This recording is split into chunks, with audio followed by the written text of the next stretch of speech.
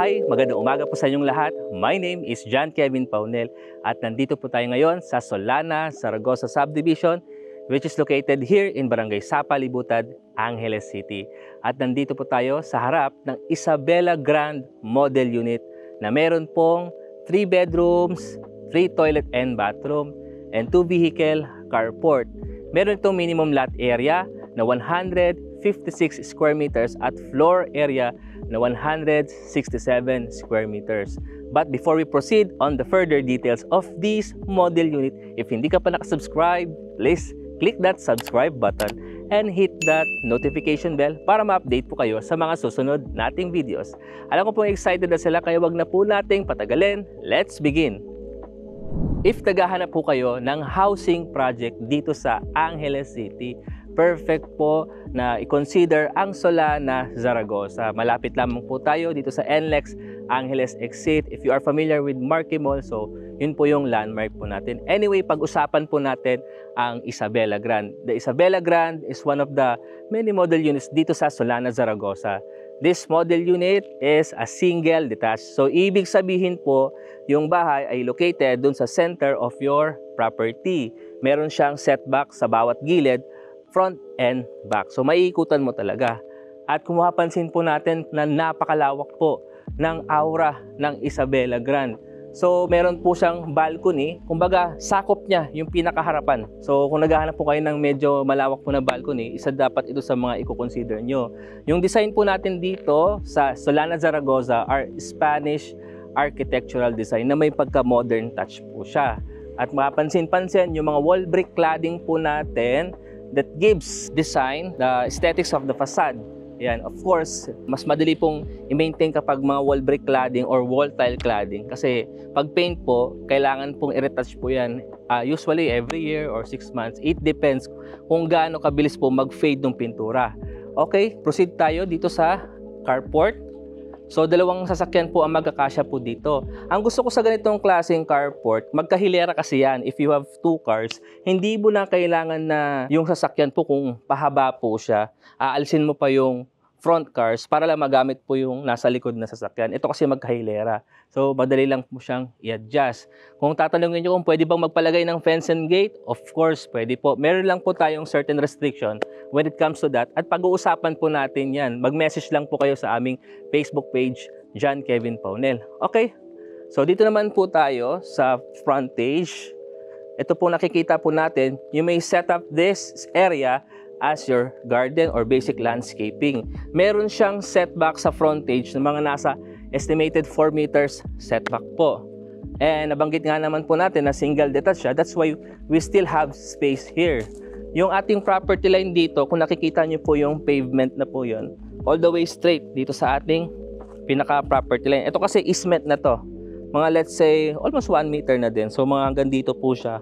Yan, ito po yung setback po natin dito sa left side po ng bahay. Medyo ano ho siya, siguro estimated mga nasa 1.8 meters para lang po magka-idea sa. Although, ano lang po yun, mga empirical measurement lamang po yun. So, since nandito rin pala tayo, ipakita ko na rin yung sa lanay. So, dito po, wala po talagang gravel po dito. Ano lang ho siya, open lang po yan. So, ito yung part na pave. Yan, we have access dito sa lanay na merong 2 panel sliding glass door. Sa likod po, may setback tayo dito. Mga nasa, kung gaano po yung luwag po dito sa left side, ganun din po dito sa pinakalikod. Siguro mga nasa 2 meter setback na po siya. Okay, so punta naman tayo dun sa kabila. Pero instead na dito tayo dadaan, dito lang. Pakita lang po natin dito. Don't forget guys, i-follow nyo po yung aming Facebook page, John Kevin Paunel, and yung ating YouTube channel. We also have our TikTok. Hanapin nyo lang po yung pangalan ko, John Kevin Paunel. Okay. So, dito naman ho tayo. Ayan, hindi ko nabanggit kanina yung ating main carport. Covered po siya. Kitang-kita naman po. So, dito naman po sa right side ng Isabela Grand, yung setback po natin hanggang dito siya.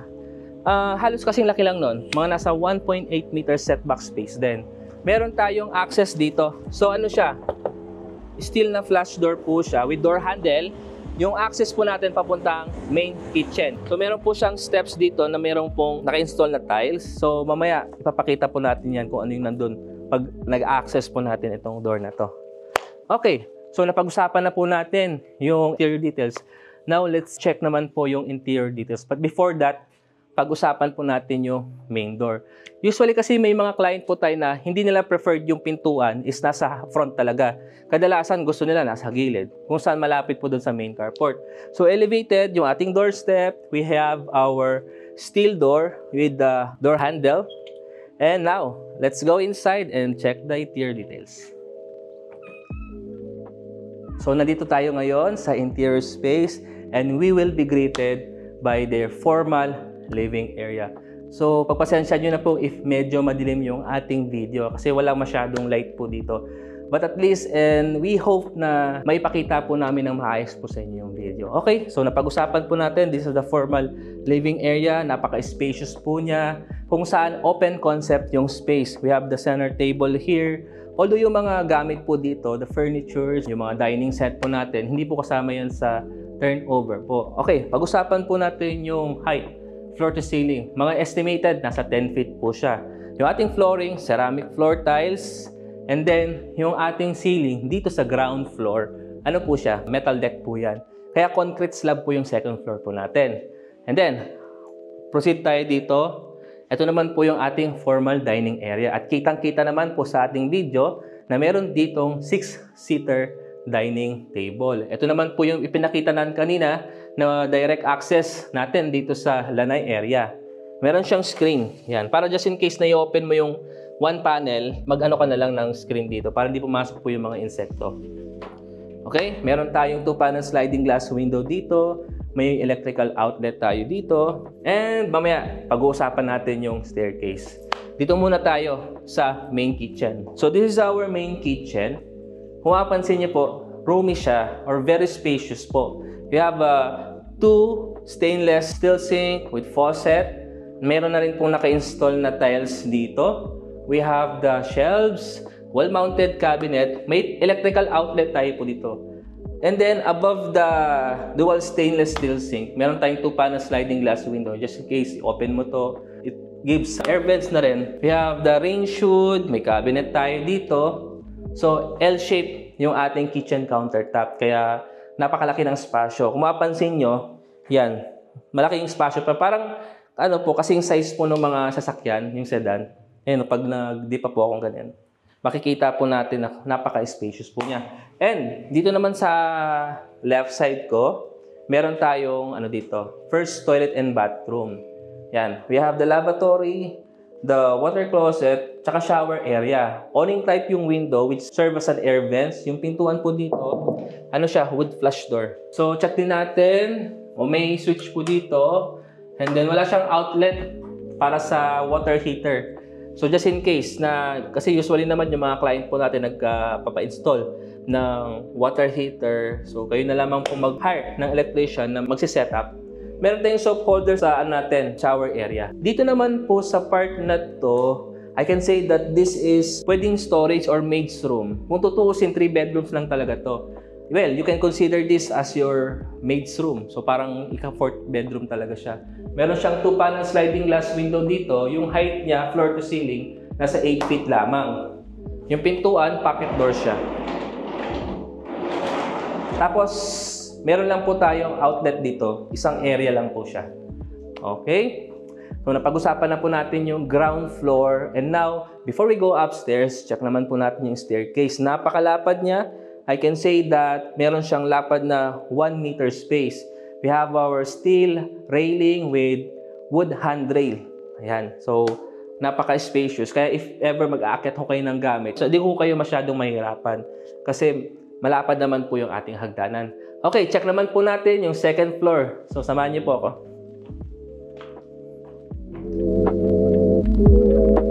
So, dito na po tayo ngayon sa second floor. Nabanggit natin na kanina, concrete slab yung ating flooring po dito. At yung tiles na naka-install are vinyl tiles. So, ito po yung ating hagdanan. And then, makikita po natin na we have 2 fixed window which gives natural light. Pag akyat po natin dito, meron sa right side po natin the second toilet and bathroom. We have the pedestal lavatory, the water closet, shower. At meron po tayong concrete po dito na estimated mga nasa 5 inch yung height para pag halimbawa, syempre naligo kayo, yung tubig hindi pupunta sa may toilet area. We have the shower, the awning type window, at saka soap holder and tissue holder here. Kita na po natin yung second toilet and bathroom. Now, let's proceed doon sa mga available bedrooms. Ito yung master's bedroom, pero mamaya natin ipapakita po yan. So, dito muna tayo sa first bedroom. Sa pagpasok po natin, although wala pong mga gamit na nandito, pero ang masasabi ko lamang po, kasya pa po yung queen size bed. So, pwede nyo siyang dito i-set up, yung queen size bed. And then, you still have enough space dito for a cabinet, tables, so it depends. And then we have this window here, the vertical window po dyan sa magkabila. May screen na po siya. And then we have the massive window here. So sliding glass window siya, and then sa taas po, fixed window na po yan. In front po, yan po yung balcony, pero wala kasi yung access dito eh. Dun pa lang po sa master's bedroom yung access. Yung height floor to ceiling, estimated po mga nasa 8 feet. Kaya yung sa ground floor natin, mas mataas po yung height clearance po doon. May mga outlet tayo dito. Let's check. So we have electrical outlet here and another one dito. Ayan. So masasabi ko na spacious naman po siya. And now let's proceed dun sa ating second bedroom. Dito po sa kabila. So nakalimutan kong banggitin, yung mga doors ng ating rooms are pare-pareho lang po. Mga ano po siya, wood panel door. Tapos once we enter, ito pong bedroom number 2, mas spacious siya kumpara doon sa bedroom number 1 po natin. Actually, kasya pa dito kahit king size bed eh. Like, dito ka siguro mag-setup or doon, king size bed po siya. Meron ka pang space dito sa baba, mga nasa 1 meter. And dito naman, siguro mga nasa 1.5 meter space. And then yung mga rooms po natin, nakalimutan kong banggitin, pero yung kabila at saka dito, may mga outlet tayo for aircon. We have the 2-panel sliding glass window here and another 2 window po dito sa magkabila. So may mga outlet tayo. Usually, dalawa po yung electrical outlet natin. Ayan. So very spacious po siya. And of course, kung ito is spacious, mas spacious po yung master's bedroom. Kaya check po natin. Samahan niyo po ako. So this is the master's bedroom. Ito yung may pinakamalaking space sa lahat ng room. And usually, ito yung may pinakamaraming privileges. Sensya na ho, if medyo madilim, let's try. Tingnan natin kung yan, yung mga kurtina ma-adjust natin. Para lang magkaroon po ng konting ilaw dito.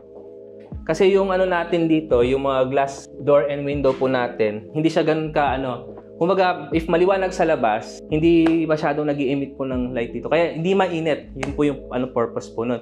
Okay, so let's talk about the room. Yung space. So dito po, kitang-kita, this is a queen size bed actually. So dito sa right side ng bed natin, mga nasa 1 meter space pa siya. I can see the outlet over there. And then dito naman po, may setback space tayo dito, mga nasa, let's say, 1.2 meters. And another outlet here. Below the bed, malawak pa yung setback natin or yung space. Mga nasa mahigit 2 meters pa, let's say parang 2.5 meters. And then, may built-in cabinet. Ito lang po yung room na may built-in cabinet, yung master's bedroom. Floor to ceiling yung built-in cabinet. May mga compartments tayo dyan. Drawers. Ayan. And ito po, drawer. Diyan nyo po pwedeng ipatong yung mga kikay-kit ni Mrs. Tas maglagay kayo ng mirror po dyan. So, the master's bedroom, ito lang din po yung room na may ensuite toilet and bath.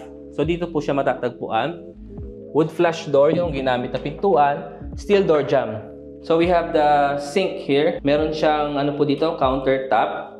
And then we have the water closet, the shower area. Dito naman po sa master's bedroom natin, iba yung design ng toilet. Mapapansin po natin na floor to ceiling yung tiles. And on this area po, ito po, meron siyang smooth finish na checkered tiles. Meron tayong outlet doon for the water heater. Ito yung hinahanap natin kanina na meron dito lamang po sa master's bedroom. Actually, may abang na po siya dito na mga hose for the water heater. We have the awning type window dito which serves as an air vent. Soap holder, of course, then tissue holder. Okay, so nakita na po natin yung toilet and bathroom. And pag-usapan naman natin yung balcony. So ang merong access lang po sa balcony is yung ating master's bedroom. So dito sa ating balcony, medyo malapad po siya eh. Actually, I can say mga nasa 10 meters wide. Tansya ko lang po yun or empirical measurement. Para lang po magkaroon ng idea yung mga nanonood po natin. Yung setback ng nitong balcony natin, mga nasa 1 meter. Diyan po sa area na yan. So dito po, medyo less than 1 meter na po siya. Kung bawa, gusto nyo magpalamig, mag-coffee. So punta lang ako kayo sa balcony dito, pwede nyo na matanaw po yung outside view. So, yun lamang po, napag-usapan na po natin interior and exterior details. Let's go at the front of this unit at let's discuss naman yung mga other details of this project. Tara po. So nakita na po natin yung buong detalye ng ating house tour sa Isabela Grand Model Unit.